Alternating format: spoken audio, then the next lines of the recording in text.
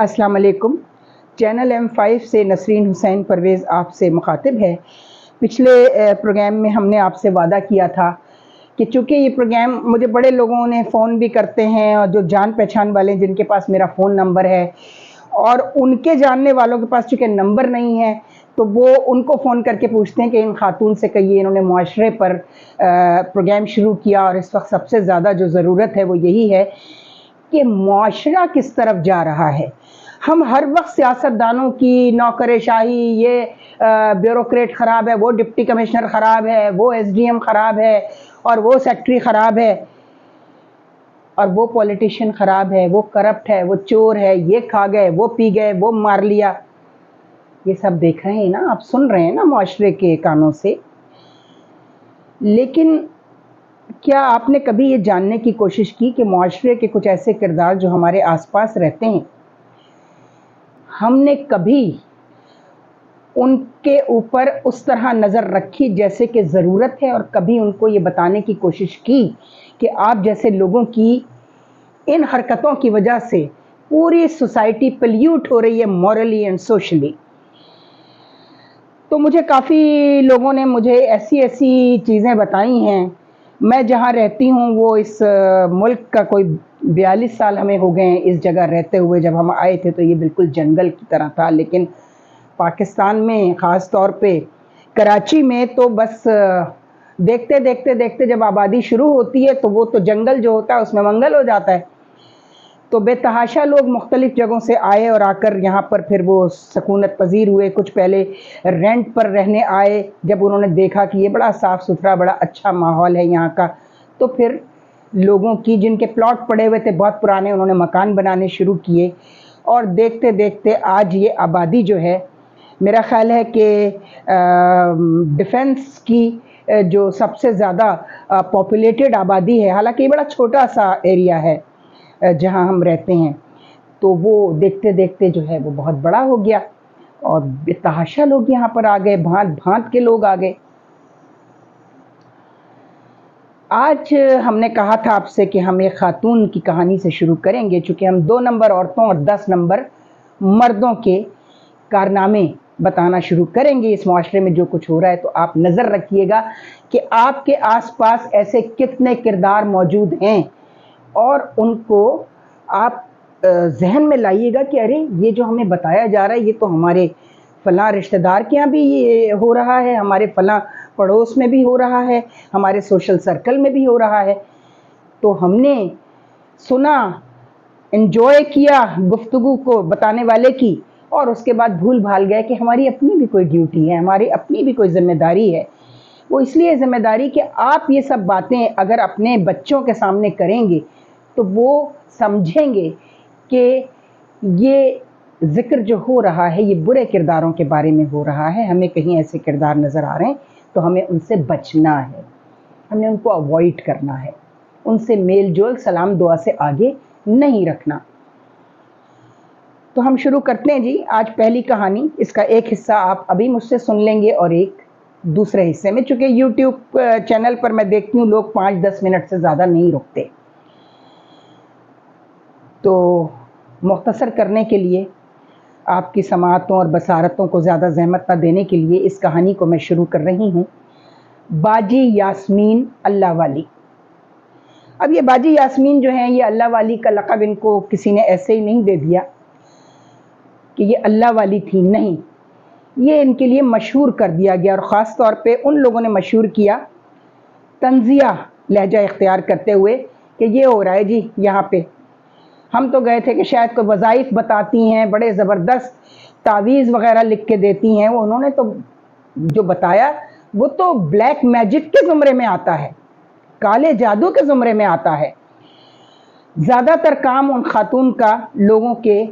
घरों के जो मसाइल हैं, सास बहू का मसला तो वो तो एक यूनिवर्सल है, उसको मैं क्या कहूँ। सास आई तो सास को बहू के ख़िलाफ़ तावीज़ दे दिए और सिखा दिया, बहू आई तो उसको सास के मुतालिक सिखा दिया और कहा हाँ तुम्हारे साथ जो हो रहा है ना, लगता है तुम्हारे घर में कितने लोग हैं, सास है, नंद है, देवर है, जेठ है, जेठानी है, देवरानी है। तो वो बताएंगी नहीं नहीं, उनको तो मैंने शादी के बाद 2 साल के अंदर फारिग कर दिया था, सबको निकाल दिया घर से, अब तो मैं اپنے شوہر کے ساتھ عیاشی کرتی ہوں، میں موجیں کرتی ہوں۔ تو ایک وجہ معاشرے کی اس خرابی کی جوائنٹ فیملی سسٹم کا ٹوٹنا بھی ہے،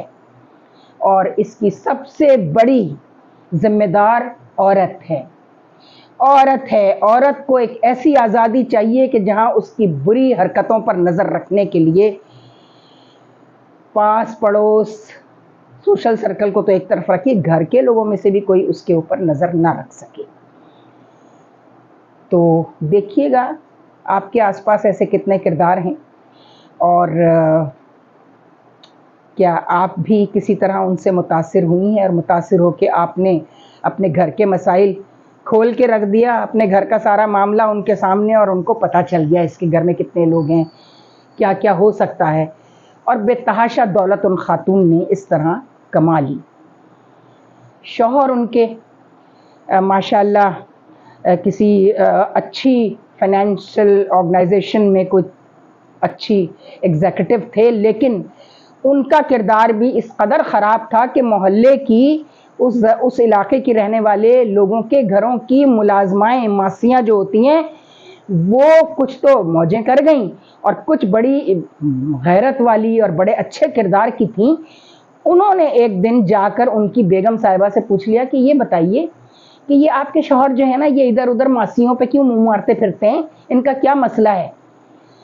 تو کہنے لگی بھائی میں کیا کروں، مجھے تو فرصت ملتی نہیں ہے کاموں سے، میں تو لوگوں کی خدمت خلق کے لیے مامور ہو کر رہ گئی ہوں، تو غلطی میری ہے کہ میں ان کو زیادہ توجہ نہیں دے پاتی، تو اس لیے وہ ادھر ادھر جاتے ہیں۔ ہاں جاتے ہیں، بالکل جاتے ہیں، لیکن وہ تو آپ کے لیے کچھ اور کہتے ہیں، کیونکہ ایک بڑی ذہین قسم کی بڑی تیز ترار ماسی تھی۔ آپ کو پتا ہوگا یہاں سرائی کی بیلٹ کی جو ملازمائیں آ رہی ہیں وہ کتنی تجربہ کار ہو چکی ہیں یہاں کی بیگمات کے معاملات دیکھتے دیکھتے۔ تو ان میں سے ایک نے کہا کہ نہیں، آپ کے میاں تو نوکرانیوں سے یہ کہتے پھرتے ہیں کہ میری بیوی بدمعاش ہے، گھر کے بس میں ادھر گھر سے نکلتا ہوں اور ادھر وہ،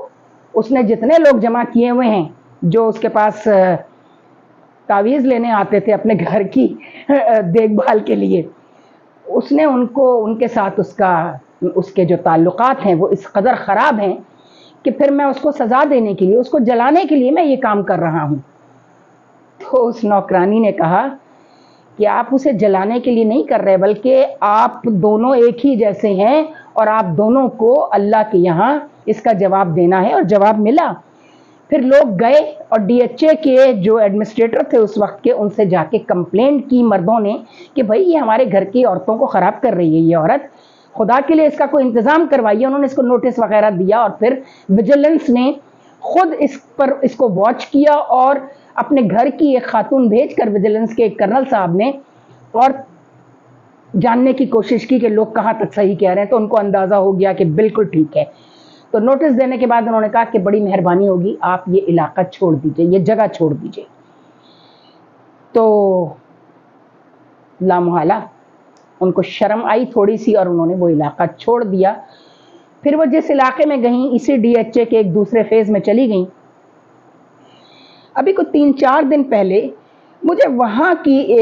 میری ایک اسٹوڈنٹ تھی جس کی شادی ہو گئی بعد میں، اور اب اس کے ماشاءاللہ اچھے خاصے بڑے بڑے بچے ہیں۔ اس نے مجھے بتایا مس آپ کے پڑوس میں ایک خاتون رہتی تھی، ان کا یہ نام ہے، یاسمین نام ہے، لیکن اب ہم لوگوں نے ان کا نام باجی یاسمین اللہ والی رکھ دیا ہے، بلکہ میرے میاں نے رکھا ہے، اور وہ طنزیہ ہمارا مذاق اڑاتے ہوئے کبھی کبھی کہتے ہیں کیا بات ہے آج بڑا بھڑک رہی ہو، کیا باجی یاسمین اللہ والی کے پاس سے ہو کر آئی ہو؟ تو کہنے لگی کہ مس یہ بتائیے یہ کیسی خاتون تھی؟ تو میں نے کہا کہ میں تو خود اسلام آباد میں رہتی تھی، کبھی کبھی جب کراچی آتی تھی تو پھر امی بتاتی تھی کہ امی کے علاوہ ان خاتون کی کسی سے دوستی بھی نہیں تھی اس خاص علاقے کی جگہ پہ، تو کہ اور کوئی اس کو بہت لفٹ نہیں کراتا تھا جب اس کی حرکتیں سامنے آئیں۔ تو آج باجی یاسمین اللہ والی جو ہیں ان کی کہانی ہم آپ کو بتائیں گے کہ کہانی دراصل ہے کیا، اور اس کے پیچھے کون سے عوامل کار فرما ہیں۔ تو اس وقت تک کے لیے اجازت دیجیے، پہلی کہانی اگلے پروگرام میں انشاءاللہ آپ کی خدمت میں پیش کریں گے، مگر چھوٹا سا حصہ جتنا آپ کی سماعت اور بصارت برداشت کر سکے، 10-12 منٹ سے زیادہ میں نہیں لوں گی، اور اس کے بعد ایک تیسرے پروگرام میں جو ہے انشاءاللہ اس سے اگلے پروگرام میں ان کا باقی حال احوال آپ کی خدمت میں پیش کریں گے. خدا حافظ.